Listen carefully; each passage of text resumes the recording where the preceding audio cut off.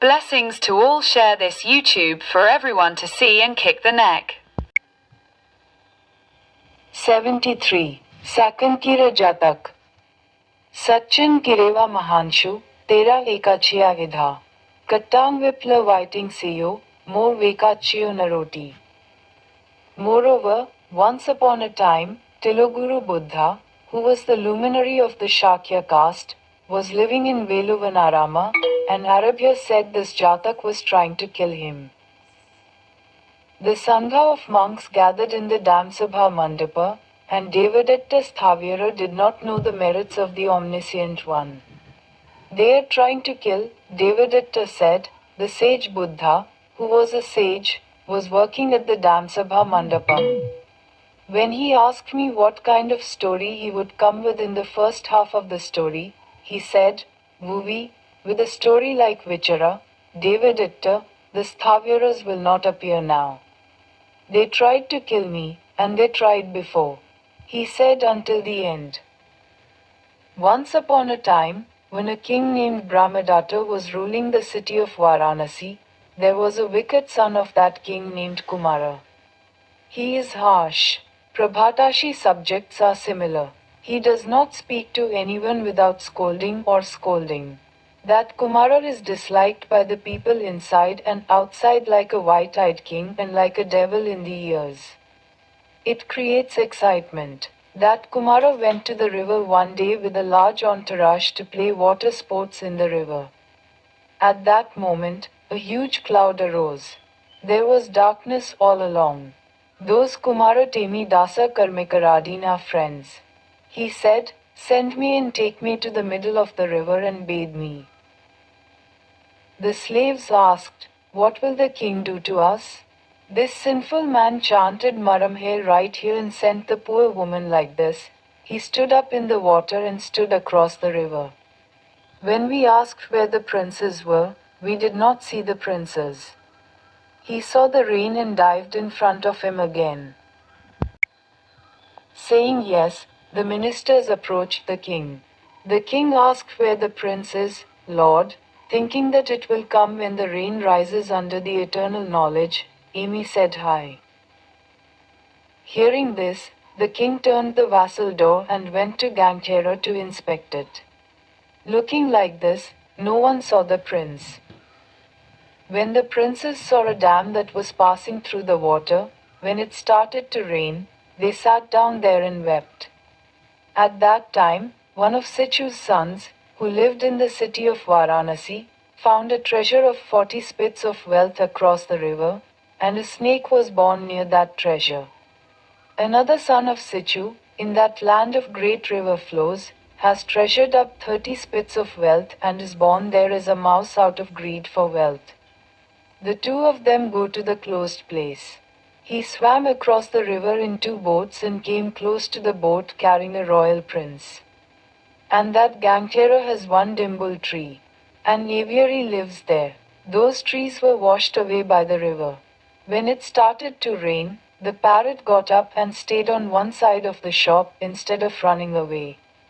In this way, the 4 together went through the river water. At that time, our Mahabosatana was born in the famous Brahmin clan of the country of Kasi, came of age, became a monk from the kingdom of sages, and lived in that river as a temple. Those great Bosatanos who were walking in the middle of the night heard the mighty pleas of those royal princes and thought thus.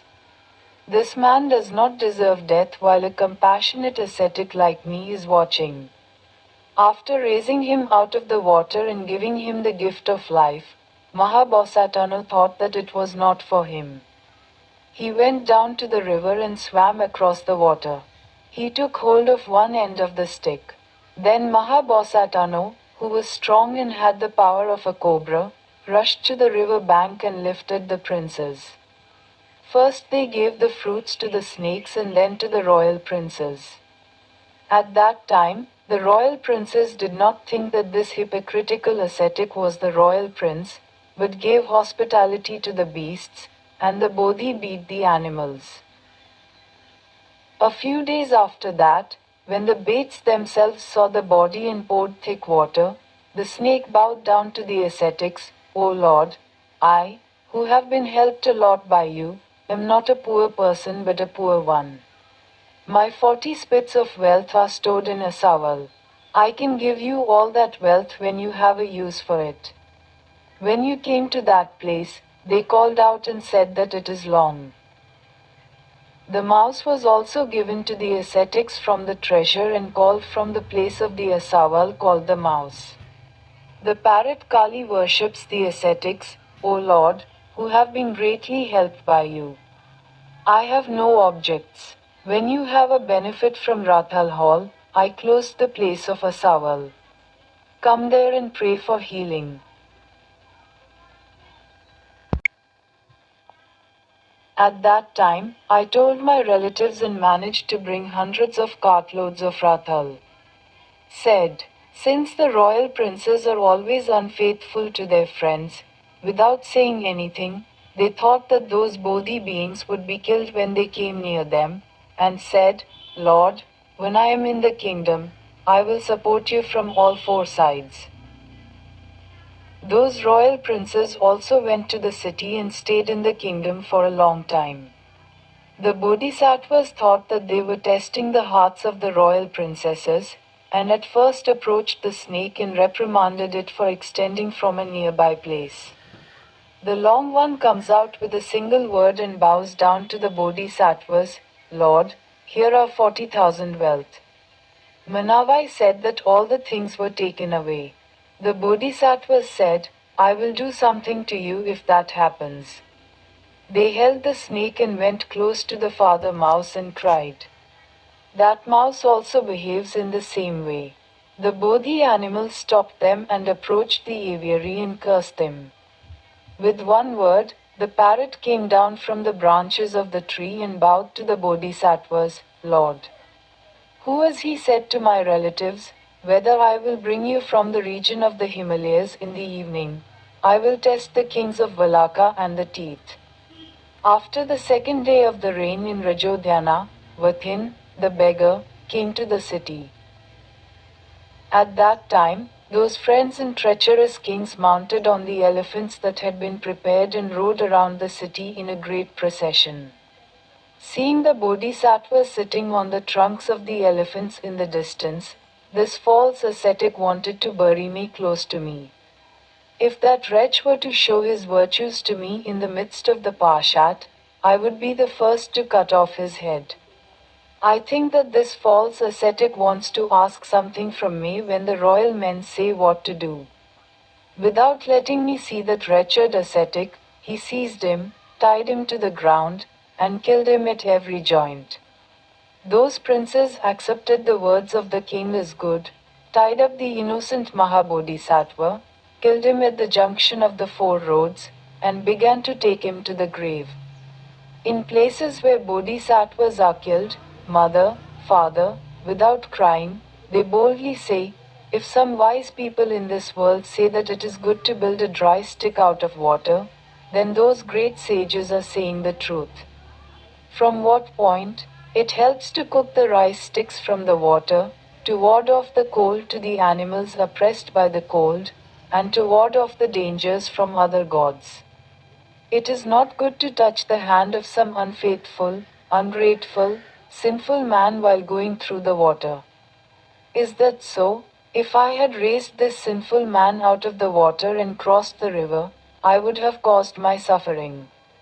If any of the people gathered there were wise when they heard EBUs, he said, who, dear ascetics, have questioned whether you have done any good to our king. The bodhisattvas hear that and say, I am from the great water. I made myself miserable by raising the passers-by. They said the following sayings, thinking that they did not say the wisdom of the ancients. After hearing this, the Kshatriya Brahmins and the inhabitants of the city do not even know the merits of these unfriendly kings who gave their lives as a gift of asceticism. Therefore, he took Kannu and Kipi Van together and killed the king on the head of the elephant's trunk by hitting them with stones, sticks, etc., dragged them both by the hand, threw them out of the ditch and anointed the great Bodhisattva and established the kingdom. That great Bosatana, who rules the kingdom with righteousness, one day wanted to test the servists and went with his entourage to the place where the snake was hiding and scolded him for taking too long. Then the snake came and bowed and said, "Lord, please take this treasure." The king handed over 40 items to the ministers and went close to Mir and scolded her for being a mouse. After hearing that, Mir Thebes came and betrayed the treasure. The king handed over the treasure to the ministers and went to the place where the parrot was kept and broke the healing pot in half. When the parrot heard that, he bowed down and bowed his feet. The king said, "Sir, I will bring the Rathal. I will bring it when it is useful. I will bring it when there is a need. I will bring it when it is useful." Then he called the 3 people along with the 70 spits and went to the city. They made a ruby cave and made a golden compartment for the parrot to cover it, and for the snake and the parrot to be preyed on. Every day they had a rat on the gold floor, and for the deer, fragrant alcohol was brought on the gold floor, and they entertained the 3 of them and did charity. In this way, the 4 of them died happily and passed away in the afterlife. Venerable Lord Buddha, Devadatta and Sthavira will not torment me from now on. After bringing out this Dharma sermon, he concluded this Sacchankira Jataka by combining the previous points. The wicked kings of that time are now Devadatta Sthaviras. The serpent is Shariputra Sthavira. The mouse is Modgalyana Sthavira. The parrot is Ananda Sthavira. He said to himself that the pious kings who reigned were Tiloguru Samyak Sambudhu himself.